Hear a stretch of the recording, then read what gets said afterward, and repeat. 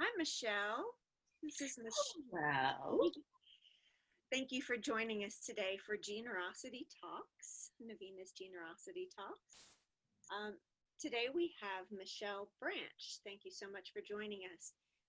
Michelle is the owner of Marked and Twigs, uh, and she's been dedicated to the creative and commercial product process presentation for companies all along supply chains, brands, and retailers that are looking to define or redefine their denim message.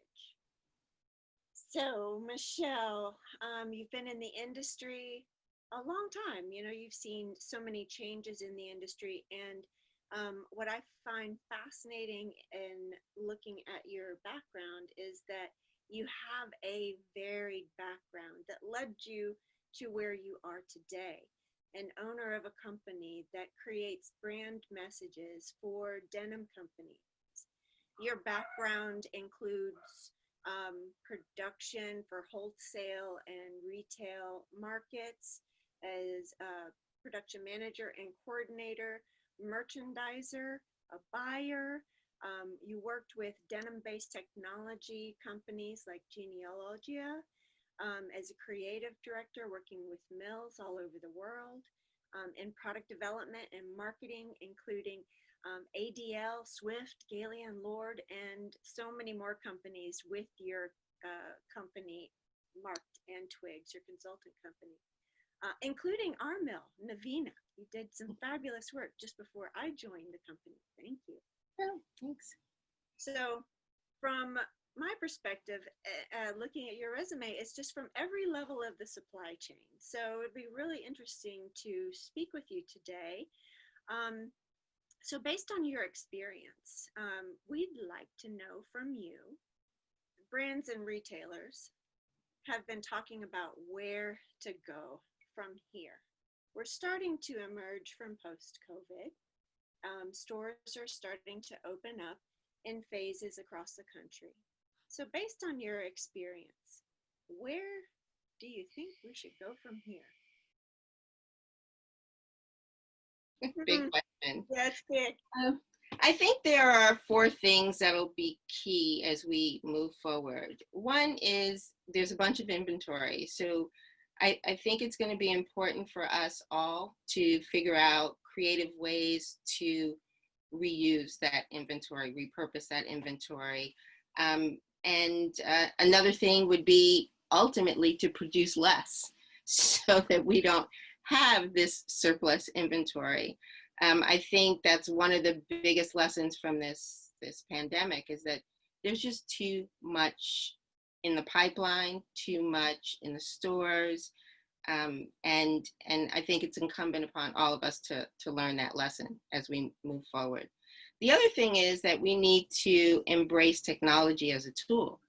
I mean, we've all been working from home, we've all been Zooming all over the place, and I think this is only going to increase.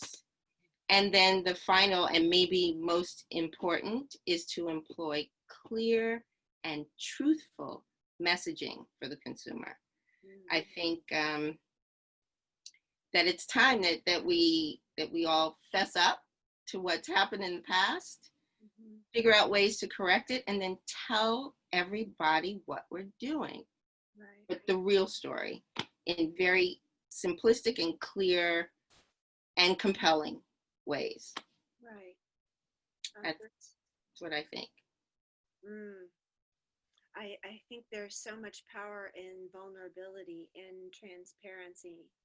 I feel that what you're saying is that, hey, we have made mistakes. You know, with so many brands, especially now, being called out for some of the things that they've done in response to the global shutdown. So, yeah, that Well, feels that's the thing. The consumer is going to force them to do it if they don't do it on their own. right. It's just a necessity. It's got to happen. In our industries, we've been talking so much amongst ourselves and learning so much from each other. meeting industry leaders from all over the world via these Zooms, often for the first time. Uh, the consensus is that eventually everyone will go shopping again, but will they care about sustainability? We've been working so long and hard as a mill, as you know, you're a brand messenger person. So with your brands and mills that you work with, what are your thoughts on this? Well, yeah, I absolutely think that the consumer is definitely going to change, and sustainability will not go away as a result of this. It'll be even more heightened as a result of this. In one of these webinars, I don't even remember which now, but there was one person who said that they believe this pandemic was Mother Nature's way of putting the whole world on a timeout. And it kind of rings true, right? And everyone is feeling this all at the same time. So it's not really the supply chain trying to convince the brands of something and the brands trying to convince the retailers of something. We're all having this happen at exactly the same time. So I definitely think the consumer will consider sustainability. I think that they'll care even more about it, but not necessarily just sustainability, responsibility in purchasing habits as a whole, not just for the environment, but also obviously the last couple of weeks have shown us there are social issues to also contemplating when making those purchases. And I think that, you know, they'll think more about value, like what am I really paying for now that my money is tight? Am I going to have this for a long time? And do I respect the company that I'm buying it from? I think those will be the considerations. Yeah, the power in the awareness that your dollars count. Your Right. dollars are a vote. You know? Exactly. Exactly.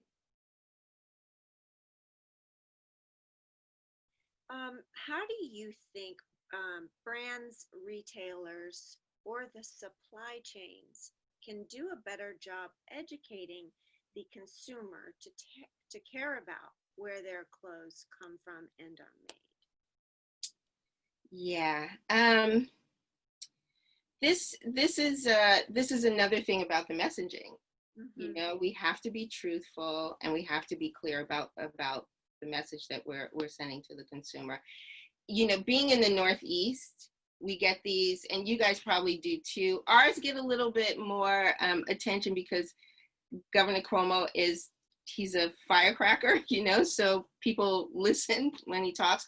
But the message that they're sending to us all the time is it's all about the facts.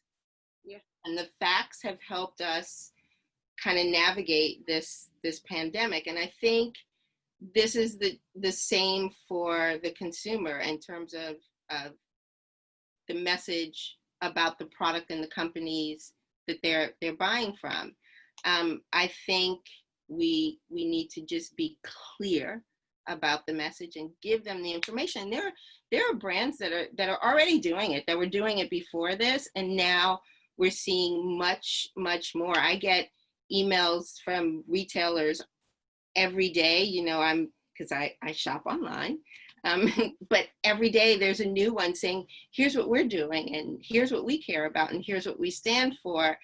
And it all sounds great. And it's great that they're even thinking about it. Just have to make sure that those statements are factual.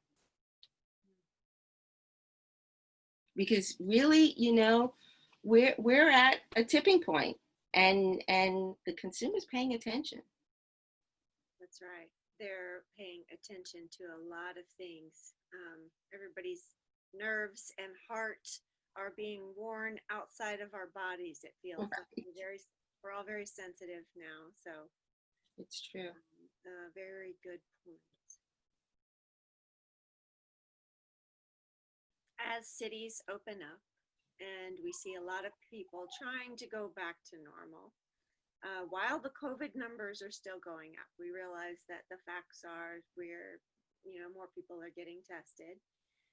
But do you think the fashion industry will go back to normal, traveling all the time, as much as the suppliers do, attending the shows, as much as the designers and production people go to their factories, and we've figured out a way to conduct business from home? Do you think there's going to be a new normal for the fashion industry?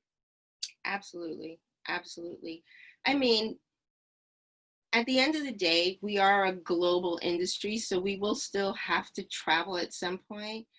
But this pandemic has shown us that we can do our jobs without living on an airplane. And many of us live on airplanes. It's not necessary. We have tools at our disposal now, and there'll be more in the future, I'm sure, that will help us to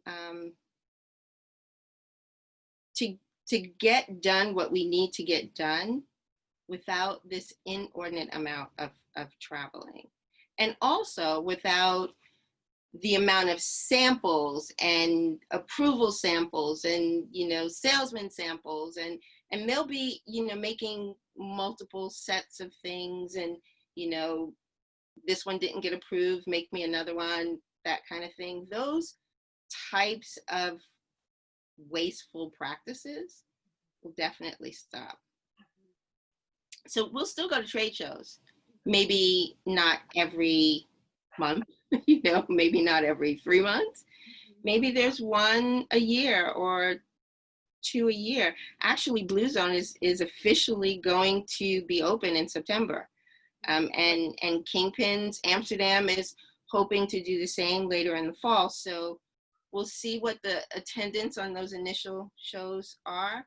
But I think we've learned that we can get things done and use technology as a tool without having to fly so much. Well, we saw the earth breathe too. Right. We're reducing our carbon footprint. So that is an awareness that we all have now in the fashion industry. And hopefully it's a lot of dollar savings too for Absolutely. the whole supply chain, right? Absolutely. So you not only have a technical background, but many perceive you as a creative visionary for brand direction. Wow. Yeah. From Truth and Light exhibition for Genealogia, the creator of Carved in Blue for Lensing. That's still a very successful platform. We were both on those webinars recently. And now you're working with a Colombian denim mill. So in all of your years, what are you most proud of? I was thinking about this. Honestly, the thing that I'm most proud of are the friendships that I've established over the years. I mean, some of my closest friends are actually in this industry. But if you're talking specifically about the work, I'm asked this question a lot, and I always say Truth and Light because laser production we changed the way people look at laser production, and it'll have far-reaching, long-lasting results. So yeah, I guess I normally answer with that. However, with Carved in Blue, we started from it being just a little blog, and I can't take credit for where it's gone. I'm happy to be part of the team that helped create it, but it's astonishing what it's done for us during this pandemic. Right. I mean, it's amazing. It's amazing. So I'm super, super, super proud of that. And I think, having been in the industry as long as I have, I've done a lot of stuff. I've gotten to see and do a lot of cool things. The three you mentioned are probably the three that I'm most proud of because it has impact. Yeah. I mean, you can make beautiful collections, and it's lovely to make beautiful collections, and create marketing to support that, and telling a story. It's a lot of fun. But when you can have real impact, like Carved in Blue has had on the industry, like Truth and Light has had in terms of laser production, and like I believe Tribute will have in time, in terms of how people view denim coming out of South America. So it's all about impact. The Tribute is your South American denim project with the South American denim mill. As we close, I want to know how you're doing. We talked a little bit before I pressed the record button, but we're spending a lot of our days at home instead of traveling, or, in New York, people are always out. We tend to be workaholics. So less busy with work, but at times it feels busier. Maybe it's in your head. Maybe it's projects at home. But do you find yourself more pessimistic or optimistic for the days ahead? Honestly, I'm optimistic, very optimistic, because I feel like this was a necessary evil for us to learn. We had to learn how to operate in a way that's better for the planet and better for the people who live on that planet. My niece just graduated from college last month, and like all of the other 2020 graduates, they're not able to have the ceremonies that we all did when we graduated from school. And she was bummed out about that. And I actually think this class of 2020 is special because they're the class that graduated the year the entire world changed. I mean, that's a huge deal. And it's a reminder to these young people who are now taking the lead in many, many instances, that it is a reminder to them that it's their responsibility to be change agents and move the society forward. So when I think about this, aside from the awful parts of the pandemic where people die and people are sick and people are losing income, and all of those things are super painful, but I feel like the outcome, and maybe not in the immediate future, but the outcome overall is going to be better. I've thought a lot about that. My son just graduated 8th grade, going into high school, and then I have a 10th grader. But I, thinking about, this could be the next greatest generation. We've been waiting for them to come, Exactly. And doesn't it come from the life of hard knocks, It certainly feels that way. It feels like things are a brewing with these young people. Yeah. If you had a message for our industry, and so many who are suffering in different ways here in the US and abroad, I'm sure you have friends all over the world, what would that be? This is a hard one, because we're all at different places in our reaction to and the way we're affected by this pandemic. It's hard to have one message for everyone. To some, I'd say pay your bills. Sustainability also has a human component to it. To others, I would also say try and reimagine the excess inventories that you have to help pull you out of this. And to some, I'd simply say, hang in there, you're not alone. I think the thing is that we've all learned from this that we need to adapt and adjust and figure out new ways of living, let alone doing business. Mm-hmm. And yeah, the message is that we're all in this together at different levels and in different ways, but we're all experiencing it. The entire world is experiencing this at the same time. Yeah, I love that. Thank you.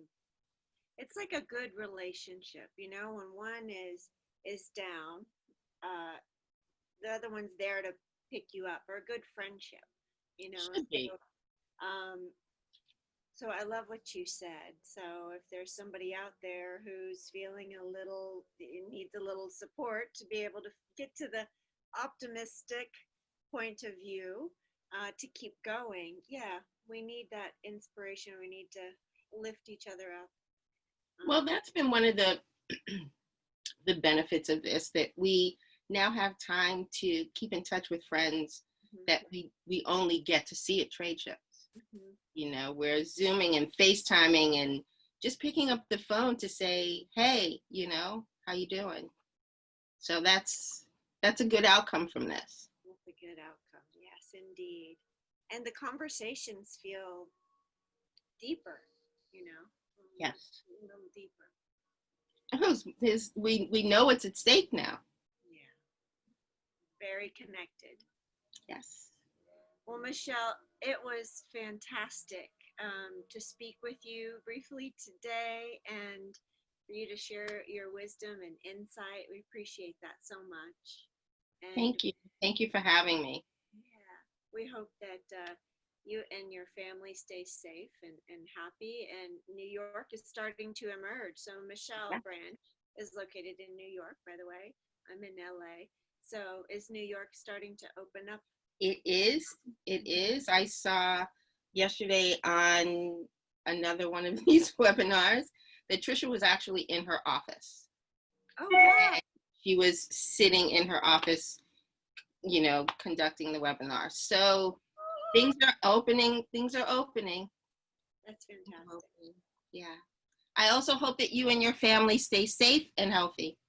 Thank you very much. Thank you. Great.